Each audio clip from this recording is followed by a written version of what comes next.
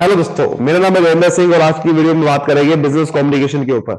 सबसे पहले तो हम कम्युनिकेशन का मीनिंग समझेंगे, बिजनेस कम्युनिकेशन क्या होता है और कम्युनिकेशन का क्या प्रोसेस होता है। आज की वीडियो में हम ये डिटेल में क्लियर करने वाले हैं। तो चलिए बिना कोई देरी के शुरू करते हैं। सबसे पहले तो हम यहाँ पर समझेंगे कि कम्युनिकेशन क्या होता है, उसके बाद हम आगे बात कर सकते हैं कम्युनिकेशन का, बिजनेस कम्युनिकेशन क्या होता है। तो देखो, कम्युनिकेशन जो वर्ड है वो ड्राइव हुआ है लेटिन वर्ड से कॉम्युनिकेयर। कॉम्युनिकेयर वर्ड से ड्राइव हुआ है कम्युनिकेशन। कम्युनिकेयर वर्ड का मतलब क्या था? कम्युनिकेयर वर्ड का मतलब यह था कि टू इम्पार्ट और पार्टिसिपेट और टू ट्रांसमिट, यानी कि किसी को ट्रांसमिट करना, किसी को बात शेयर करना, या फिर किसी को बात पहुंचाना, या किसी के साथ पार्टिसिपेट करना। ये मतलब था कम्युनिकेयर का। ट्रांसमिट का मतलब एक जगह से दूसरी जगह जाना, है ना। तो कॉम्युनिकेयर, ये जो कॉम्युनिकेयर वर्ड था उस समय, कॉम्युनिकेयर का भी डराइव हुआ था वो वर्ड, वो कॉम्युनिस से होता। कॉम्युनिस, कॉम्युनिकेयर वर्ड भी कॉम्युनिस से डिराइव हुआ था। कॉम्युनिस वर्ड का मतलब क्या था? टू कॉमन और शेयर, यानी कि साथ मिलना या शेयर करना। किसी को कुछ भी शेयर करने को कॉम्युनिकेस कॉम्युनिस बोलते थे। फिर कॉम्युनिस वर्ड से ही कम्युनिकेशन वर्ड बना। कम्युनिकेशन का वर्ड का मतलब क्या हो गया कि अपनी नॉलेज को, अपने आइडियाज को, फीलिंग्स को, इंफॉर्मेशन को एक से दूसरी जगह पे शेयर करना, दैट इज कम्युनिकेशन। तो कम्युनिकेशन का मतलब क्या निकला? इट इज एन एक्टिविटी और प्रोसेस ऑफ शेयरिंग और exchanging ideas, feelings, information, experience between two और मोर पर्सन। कम्युनिकेशन के लिए कम से कम दो बंदे तो होने चाहिए ना, अपने आप को आप कम्युनिकेट थोड़ी करोगे। तो कम्युनिकेशन के लिए कम से कम दो बंदे, तो दो या दो से ज्यादा बंदे के बीच में जब अपनी आइडियाज को, जो हमारे को फीलिंग्स है या कुछ भी हमारे को इंफॉर्मेशन है, एक्सपीरियंस है, वो शेयर करने को कम्युनिकेशन बोलते हैं। आगे क्या लिखा हुआ है? एन एक्ट ऑफ ट्रांसमिटिंग, मतलब ट्रांसमिटिंग मतलब ट्रांसफर करना, एक जगह से दूसरी जगह पे पहुंचाना। तो ये ट्रांसमिटिंग का एक एक्ट है। The information actually communicated by some means, कह रहा है कि ये इन्फॉर्मेशन जो भी वो कम्युनिकेट करते हैं सामने वाले पे, वो कोई ना कोई मीन्स के थ्रू होते हैं, कोई ना कोई जरिए के थ्रू होती है। जैसे कि या तो टेलीफोन के थ्रू होगी, या तो कोई ईमेल के थ्रू होगी, या फिर फेस टू फेस होगी, किसी भी मीन्स के थ्रू होगी। ऐसा नहीं है कि अपने आप हो जाएगी कम्युनिकेशन। तो कम्युनिकेशन के लिए कोई ना कोई एक एक चैनल होता है, एक मीडियम होता है। वो मीडियम को जरूर पता होना चाहिए कि उस मीडियम के थ्रू ही कम्युनिकेशन हम एक जगह से दूसरी जगह कर सकते हैं। तो ऑक्सफोर्ड डिक्शनरी ने क्या कह रखा है कम्युनिकेशन के बारे में? द एक्शन ऑफ कन्वीइंग और एक्सचेंजिंग इंफॉर्मेशन एंड आइडियाज, मतलब कि आप जब एक्सचेंज करते हो, किसी के साथ शेयर करते हो अपने कोई भी एक्शन को, मतलब उस एक्शन को बोला जाता है communication. The action of conveying, exchanging information and ideas, कुछ भी हम इंफॉर्मेशन आइडियाज को एक एक्सचेंज करते हैं किसी के साथ, दैट इज कम्युनिकेशन। बड़ा सिंपल सी चीज है। तो दैट इज कम्युनिकेशन। अब हम बात करते हैं, जो हमारा मेन टॉपिक है वह है बिजनेस कम्युनिकेशन। अब बिजनेस वर्ड लग गया, इसका मतलब बिजनेस के रिलेटेड जो भी हम कम्युनिकेशन कर रहे हैं, यानी कि हमारे बिजनेस में बहुत सारी चीजों के बारे में हम एक्सचेंज करते हैं एक जगह से दूसरी जगह पे। जैसे कि आपका कोई बिजनेस है, मान लेते हैं कि मेरी एक कंपनी है और एक ऑफिस में बैठे हैं। तो बिजनेस में कई सारे कम्युनिकेशन होगा कि आप अपना बॉस, अपने एम्प्लॉय के बीच में कम्युनिकेशन को बिजनेस कम्युनिकेशन बोलेंगे।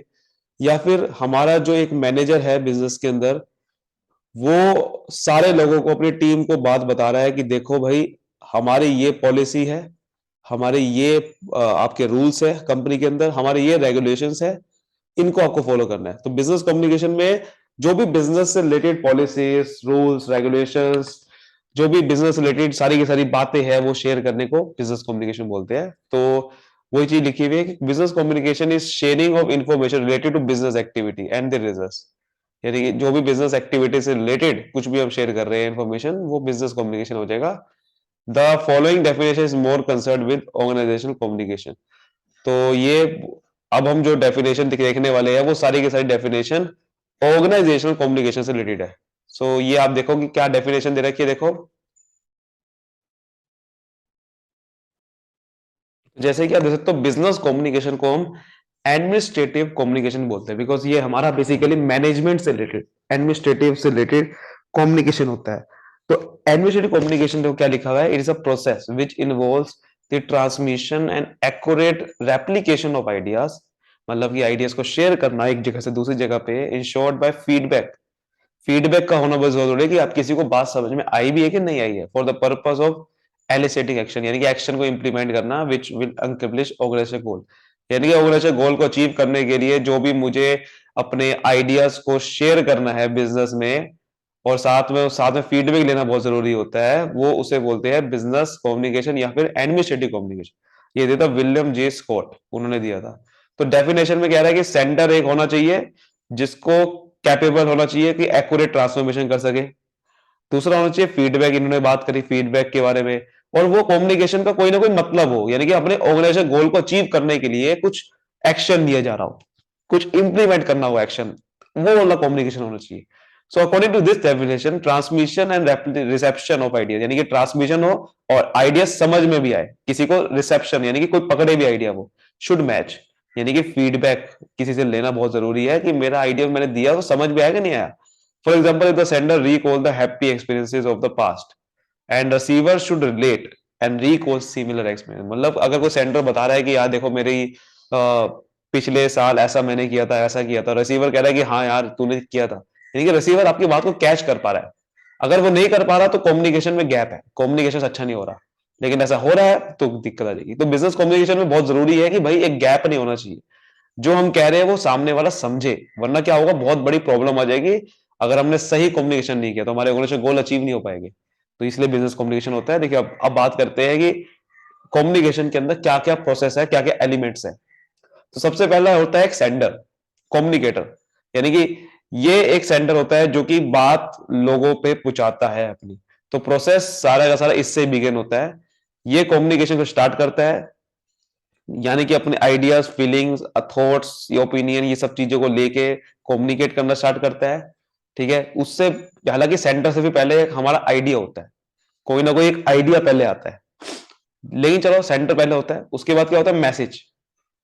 मैसेज मतलब अब वो सेंडर जो है एक मैसेज बनाता है कि आपको क्या शेयर करना है, क्योंकि आपके मन में बहुत सी चीजें हो सकती है, लेकिन सामने वाले को क्या बताना है ये नहीं पता ढंग से।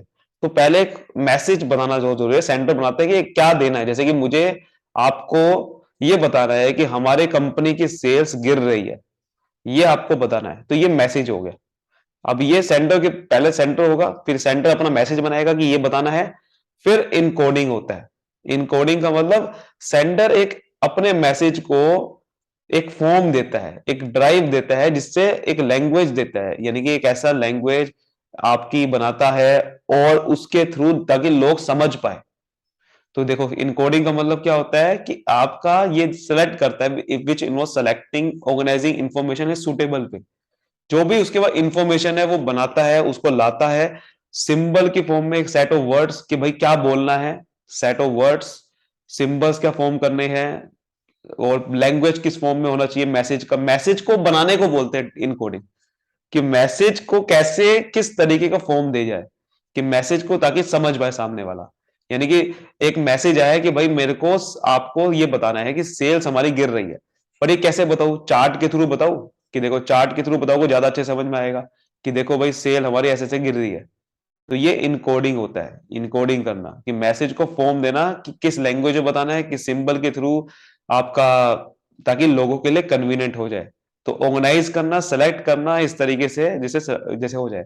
तो ये तो वर्बल कम्युनिकेशन में होता है। अगर कोई नॉन वर्बल कम्युनिकेशन करना है मुझे और मैसेज पहुंचाना है, तो वहां पर आपका बॉडी लैंग्वेज, ये सब चीजें काम आएगी। बात समझ में आ रही है? फिर आता है मीडियम। अब ये मैसेज को किसके थ्रू बताऊं, कैसे बताऊं आपको, फोन के थ्रू बताऊं, सामने आके बताऊं, बहुत सारी चीजें हैं, या पेपर के फॉर्म में बताऊं, तो वो तरीके। अगर नॉन वर्बल तरीके से बताना है यानी कि बिना बोले, तो आपको बॉडी लैंग्वेज, फेशियल एक्सप्रेशन से आपको समझ में आता है।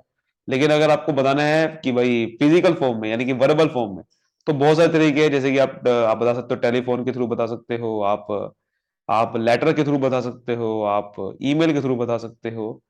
कई तरीके हैं जिसके थ्रू आप बता सकते हो, आप फैक्स के थ्रू बता सकते हो, कई सारे तरीके हैं जिसके थ्रू बता सकते हो, और वही आपका मीडियम होता है। फिर आता है रिसीवर। अब मैसेज को रिसीव करेगा रिसीवर। तो रिसीवर एक बहुत इंपॉर्टेंट रोल प्ले करता है, क्योंकि अगर रिसीवर ढंग से नहीं समझ पाएगा मैसेज को, तो कम्युनिकेशन खराब हो जाएगा पूरा का पूरा, सेंडर का मैसेज पहुंच नहीं पाएगा। फिर आता है डिकोडिंग। डिकोडिंग का मतलब होता है कि रिसीवर अपनी लैंग्वेज में उसको अंडरस्टैंड करे, वो मैसेज को समझने को बोलते हैं डिकोडिंग। तो डिकोडिंग करना मतलब मैसेज में क्या है उसको अपनी लैंग्वेज में समझा जाए, कि भाई मैसेज तो ठीक है, अब इसका क्या मतलब निकल के आ रहा है। ठीक है, पहले तो मैसेज को इनकोड करना होता है कि मैसेज को बनाना, लेकिन डिकोड का मतलब मैसेज को समझना कि वो क्या है मैसेज। तो डिकोड करना मतलब कि उसको इंटरप्रेट करना कि भाई अच्छा ये मीनिंग निकल के आ रहा है। जैसे कि मैंने आपको बताया कि सेल गिर रही है, तो आपने मीनिंग निकल के आया अच्छा, यानी कि भाई इसका मतलब सेल हमारी इस तरह से गिर रही है, 5 साल में हमारी सेल नहीं बढ़ी है, ये आपने डिकोड कर लिया। मैंने आपको बताया वो आपने डिकोड कर लिया, दैट इज डिकोडिंग। फीडबैक का, अब फीडबैक बहुत इंपॉर्टेंट है। फीडबैक का मतलब कि जब सेंडर हमारे से रिसीवर से वो फीडबैक लेता है, यानी कि रिस्पॉन्स लेता है कि आपको क्या बात समझ में आई है या नहीं आई है। तो फीडबैक बहुत इंपॉर्टेंट होता है कि जिसमें रिस्पॉन्स रिप्लाई लेता है कि आपको क्या चीज समझ में आई, कि जो मैं बता रहा था आपको समझ में आया, क्योंकि अगर नहीं समझ में आया तो फिर हम अपने मैसेज को सुधारेंगे। तो ये बहुत जरूरी है, because it is desired and expected by both sender receiver. The sender wants to know whether and how message has been received. Message को सच सच में समझा भी है कि नहीं है, तो फीडबैक से समझ में आता है। तो देखो ये पूरा प्रोसेस को सेंडर स्टेज 1 आइडिया उसको आता है, ठीक है, स्टेज 2 में वो इनकोड करता है आइडिया को, स्टेज 3 में ट्रांसमिट करता है, फिर चैनल आता है मीडियम, कोई भी मीडियम के थ्रू हो सकता है। स्टेज 4 में मैसेज को रिसीव किया जाता है रिसीवर के द्वारा, ठीक है, रिसीवर के द्वारा फिर वो डिकोड करता है मैसेज को, फिर वो फीडबैक देता है। फीडबैक देता है वो भी एक चैनल के थ्रू होता है, क्योंकि जिस चैनल के थ्रू आया है उसी चैनल के थ्रू फीडबैक देगा। जैसे कि आपने टेलीफोन बात कर रहे हो, तो टेलीफोन के थ्रू बताएगा कि अच्छा हाँ यार मुझे समझ में आ गया, फिर दोबारा से आइडिया दोबारा से बनता है। ये प्रोसेस होता है, पूरा का पूरा प्रोसेस है। बीच में देखो ये सारा सेंटर का सारा काम है और ये सारा रिसीवर का काम होता है। बीच में कुछ बैरियर्स आते हैं, इसे बोलते हैं नॉइस। तो लास्ट एलिमेंट होता है हमारा एक नॉइस। नॉइस का मतलब बीच में बैरियर आ गए, जैसे कि कभी बार आप टेलीफोन में बात कर रहे हो, फोन का कनेक्शन कट गया, या फिर मैं वीडियो कॉल में बात कर रहा हूं तो इंटरनेट स्लो हो गया, ये इसे कहते हैं बैरियर्स। यानी कि बीच में, यानी कि मैं आपको एक ईमेल भेज रहा हूं, इंटरनेट कनेक्शन डाउन हो गया, या फिर कोई एरर आ गया, या फिर मैं यहां पर आपको कोई ईमेल, आपको कोई लेटर भेज रहा हूं और पोस्ट के थ्रू लेट पहुंचा। ये बैरियर होते हैं जो कि कम्युनिकेशन के अंदर हिंड्रेंस पैदा करते हैं, लोग समझ नहीं पाते बात को। आई होप आपको ये सब चीजें अच्छे समझ में आई होगी। आज की वीडियो यही के लिए है, और मुझे लगता है आपको वीडियो अच्छी समझ में आई तो वीडियो को लाइक करिए, सब्सक्राइब करिए, फैला दीजिए। Thank you so much, all the best, मिलते हैं अगली वीडियो में। Thank you.